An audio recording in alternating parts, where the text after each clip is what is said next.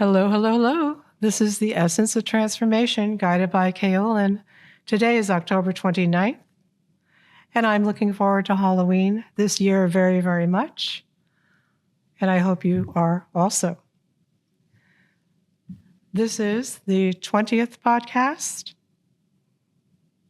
and it should be aired by Halloween, probably, or possibly before or on Halloween. And I wanted to say Happy Halloween. These times are, again, completely outrageous, and I'll be having other programs about them in the future. But for today, I just want you to be careful which portal you go through, and be sure to subscribe to this channel. Your questions can be included in the comments section below, and will be answered in November's episode number 21. I will be having a guest in the next show, which I'll tell you about at the end of this one.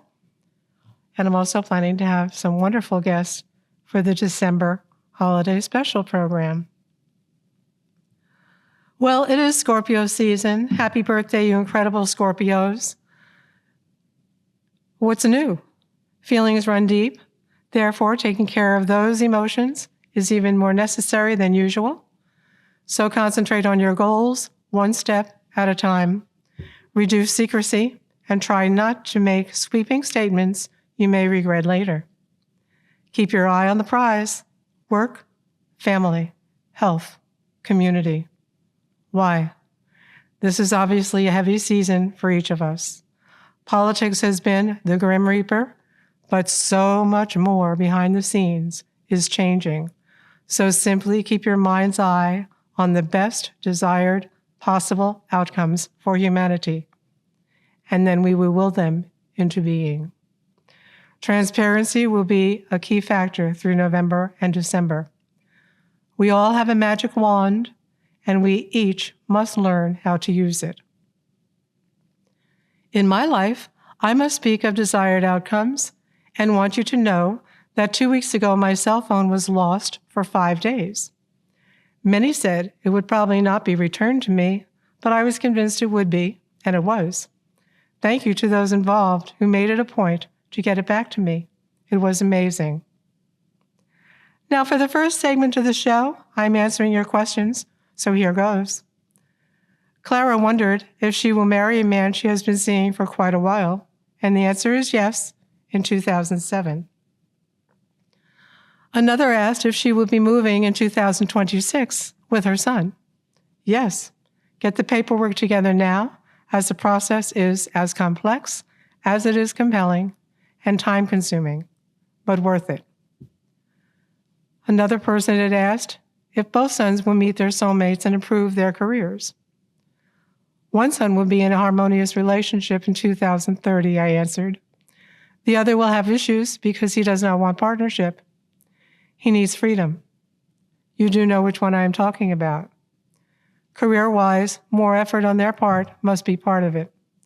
They have what it takes, but they must assert themselves. David asked if the improvements he hopes for are on the way.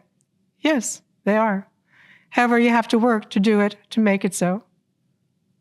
Sooner or later. Sooner is better. You do need more education, and once you accept that, you will get where you hope to go. During that reading, I kept seeing him studying, which surprised his mother, but I do. Once he understands the value of that, he'll get on the bus and get moving.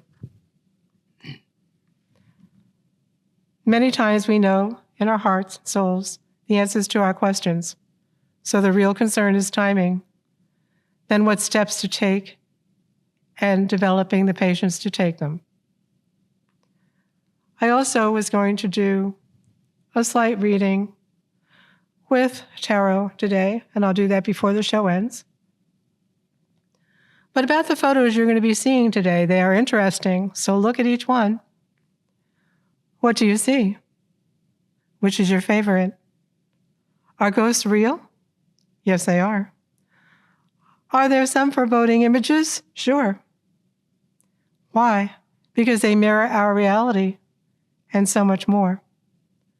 Are there extraterrestrials in the photos? Yes, there are. Now think of it this way.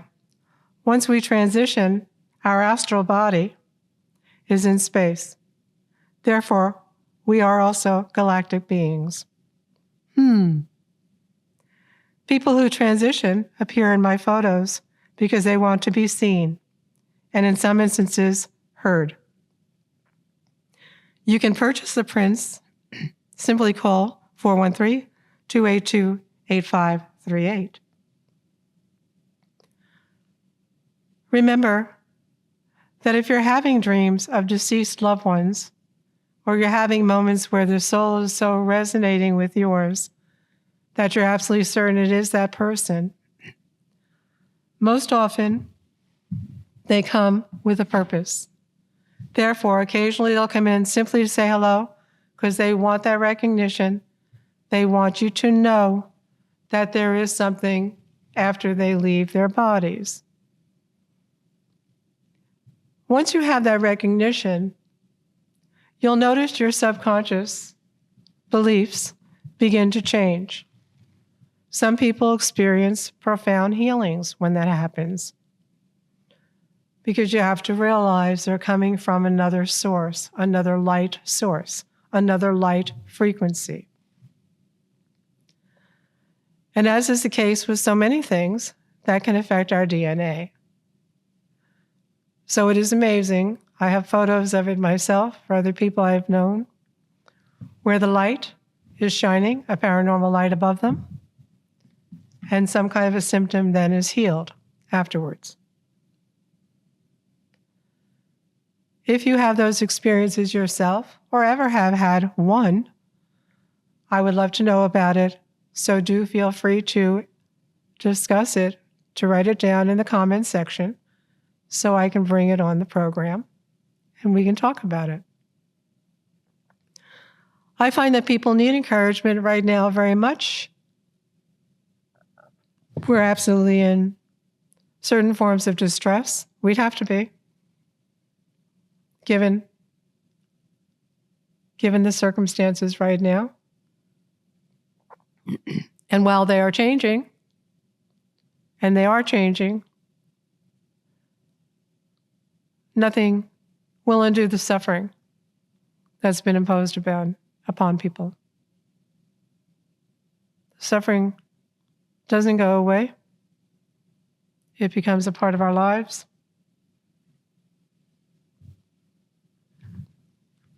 And everybody I know is deeply affected by what's been going on in the world today. Deeply saddened by it. There's also been hurricanes, earthquakes, volcanoes, we know. When you send out a light, when you send out a prayer, when you meditate, it is real. It is as real as going for a walk. It affects the energy of the receiver. So whatever your intent is, you would simply concentrate on that part of the population or that part of the world and send out your meditation, your intentions. When we cross over, it's not an ending, it's a beginning.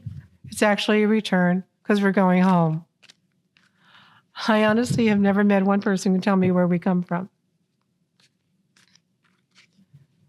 And many times it takes people almost a lifetime to find that out while they're still in their bodies. I find it fascinating.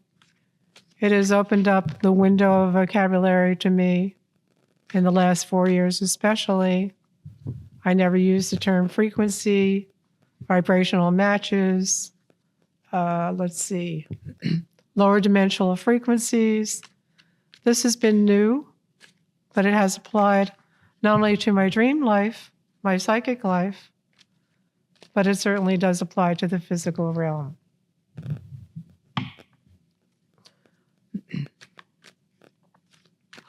I'm just shuffling a deck of cards right now to see what comes up. You can hear the little thud of them on the table. Ah, okay. And this is a general reading for all of us. And to my surprise, I got the celebratory card. A gentleman coming on with a string of garland around him and a flag on a horse in celebration. Now, from that I will deduce that within 3 days, we will, as a collective, have reason to celebrate. And that's how our reading is done. That's one of the ways. There are many different styles, many different readers. When I do a reading for clients in person, it generally will take about 20 minutes to a half hour, because I'll do 3 or 4 within that time frame. And here we have another card. And it's actually the 9 of Cups. The 9 of Cups is a beautiful card because it means profound love is in the reading. And 10 are the most cups you can get. So 9 is closest to 10, which means a cycle of completion regarding that. The next card is the Death card. How appropriate. Many people get frightened if they see the Death card or a tarot card. However, the deeper you get into esotericism, the more you realize there are completions, but no endings. There's only continuity. There's only rebirth. So with the Death card, that is implying a birth of some kind, and I'm doing a general reading for the public. It'll resonate with some of you. It may not resonate with others, but it will resonate with many of you. The next card I pulled is the Queen of Wands.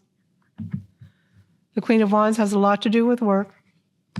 It has a lot to do with, I'd say, the higher realm, the higher frequency. I call it the higher octave, which is the more esoteric version of reality that most people who have a deep faith of some kind in the source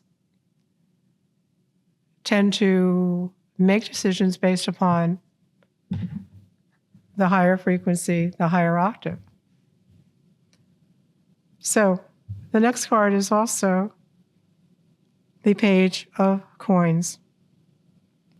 That's a good one. And in that card is an angel. And that is a very reassuring card about finances. And again, given the times, given the crises, I would say within 3 days, a very serious problem that we're all very aware of is going to be corrected.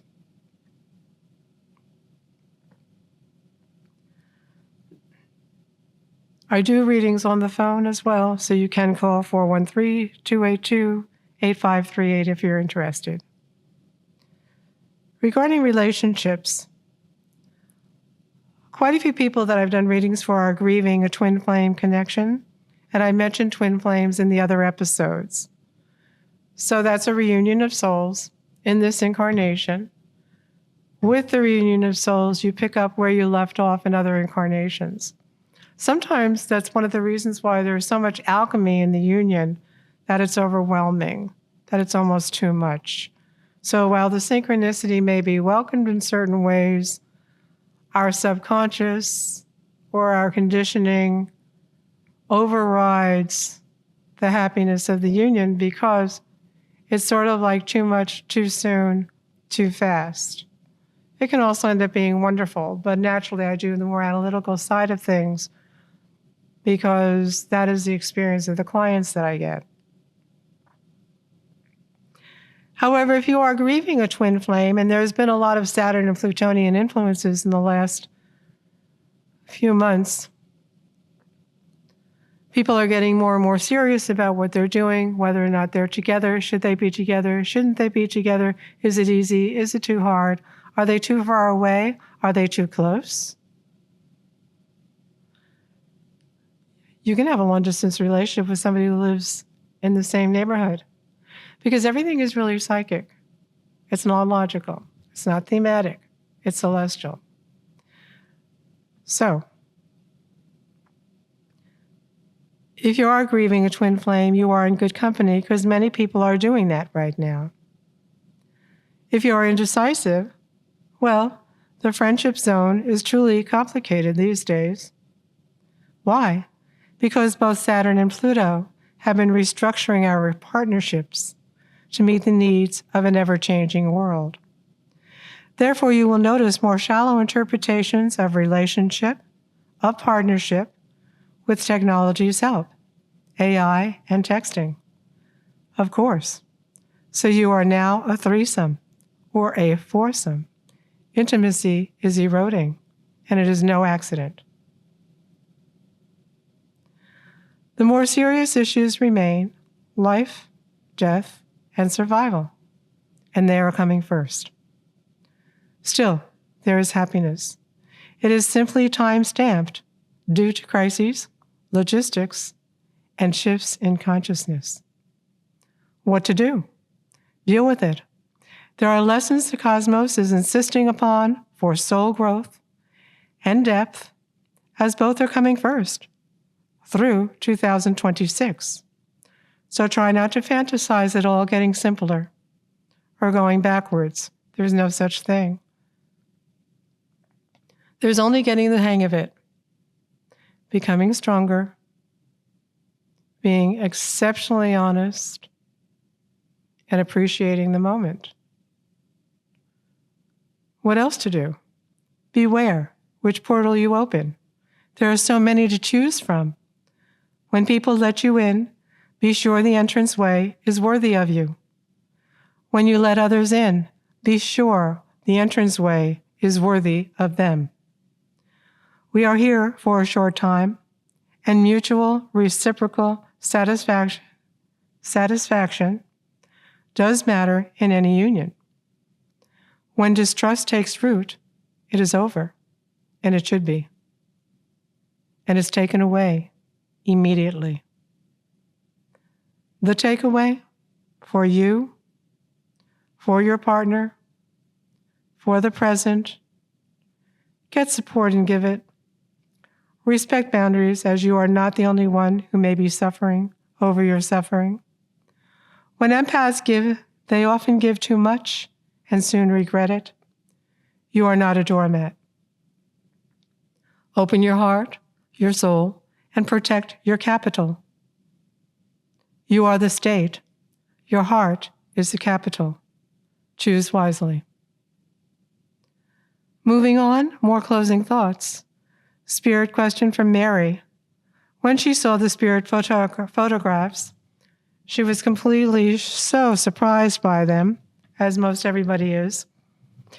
And Mary had said to me, and she was 85 at the time, a fantastic person and activist. And she had said, when we die, there won't be any room for us. There won't be enough room for us. I love that question, but there will be. There will be. If you do go to my website, spiritually-speaking.org, you will see many photos. You will see spirits, faces, people with glasses on, zooming through as if they're riding a wave. The wave is a frequency. Apparently, it's a vibrational frequency match to my oversoul, or we can say my astral body, or my simple gift, just as so many people have just profoundly interesting and highly individualized gifts. When I have done readings and I take a picture of a family, people who have just passed away, or someone who may have passed away 23 years ago, will appear in the photo. They want to be seen. They totally want to be seen. Many of us have been conditioned to believe that when people die, they're gone. Obviously, there's a change. And that they cannot return or do not return. I'm not going to get too much into the peculiarities of certain kinds of faith-based concepts that are kind of distorted when it comes to life after death. There are way too many contradictions in it. And part of my work is to be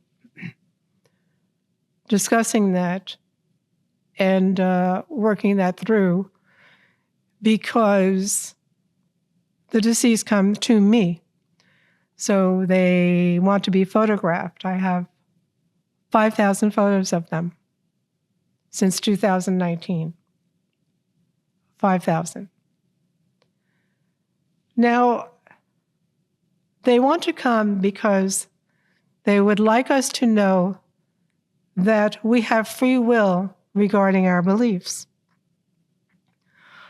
We don't have to believe what our grandmother believed out of loyalty to our grandmother who died 40 years ago. She really doesn't care. I remember John Edwards saying, and crossing over years ago, when we have burials and we go to the grave site, you can also go after the saying goodbye with family members and friends. But some people will go, well, I'm going to go there and I'm going to say so-and-so, such and such to so-and-so. And he'll go, well, that's good, but they won't be there.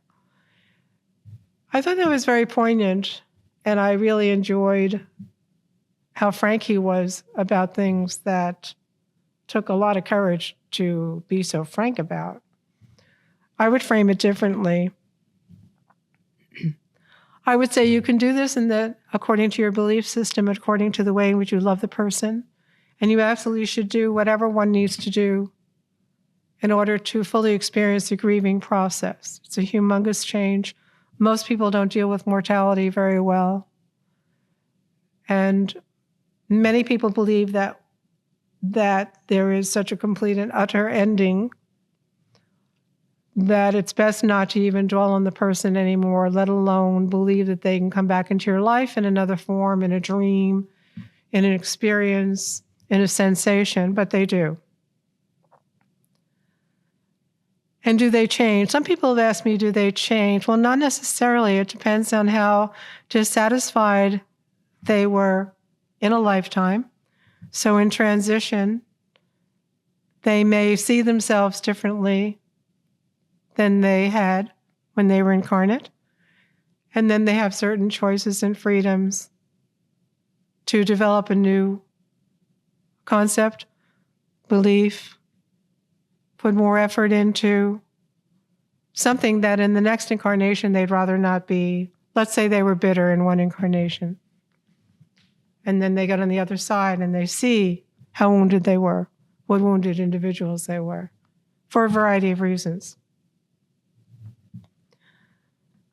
Then in the afterlife, you do work on things, and that person can work on that bitterness, so that when they incarnate again, they needn't bring it with them.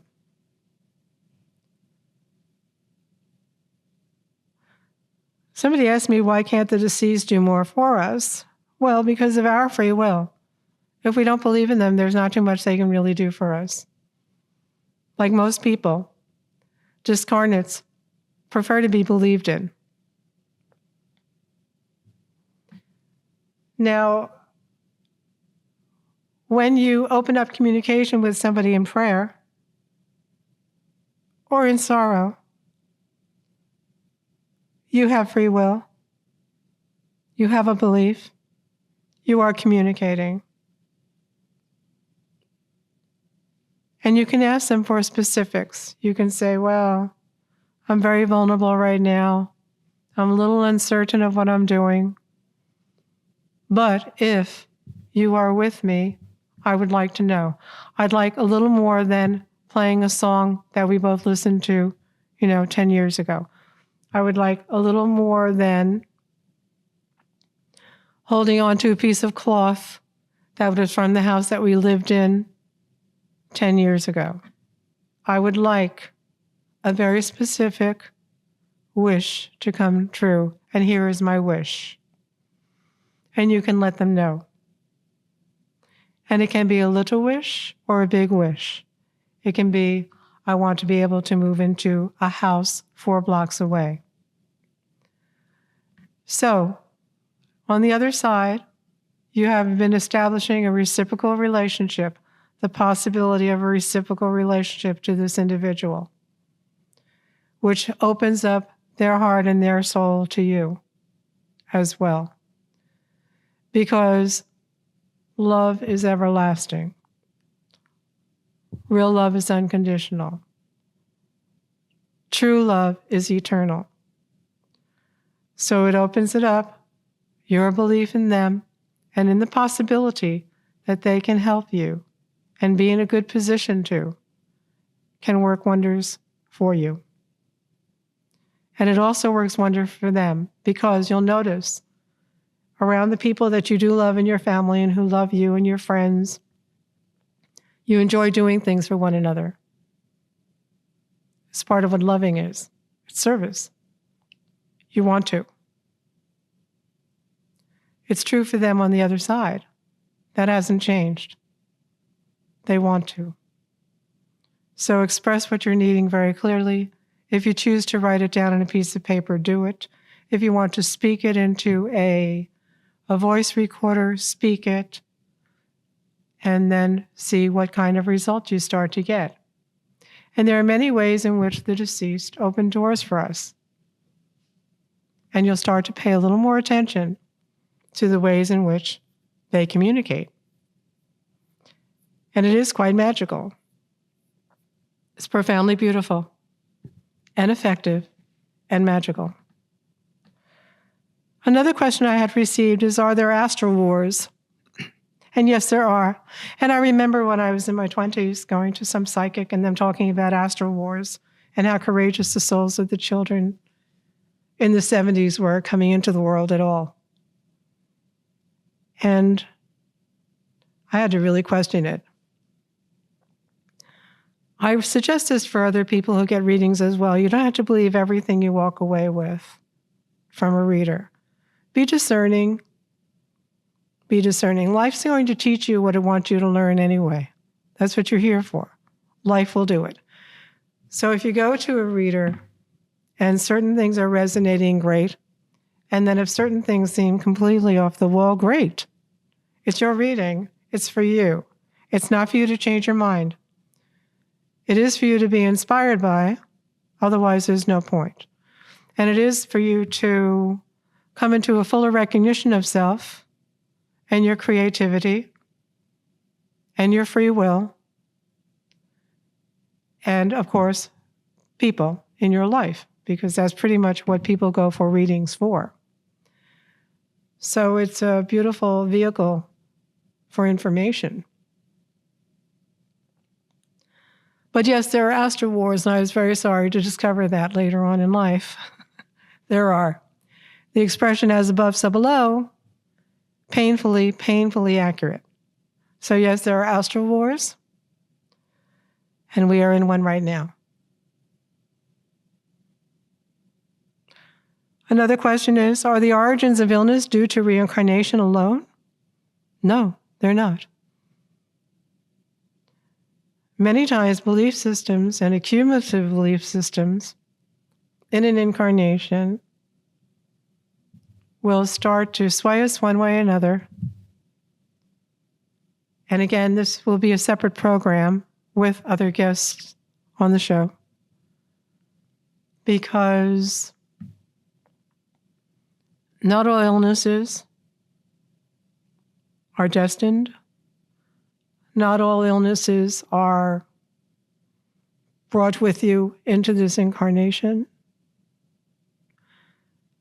One thing that many people are learning since COVID is how powerful they are and what their beliefs actually are.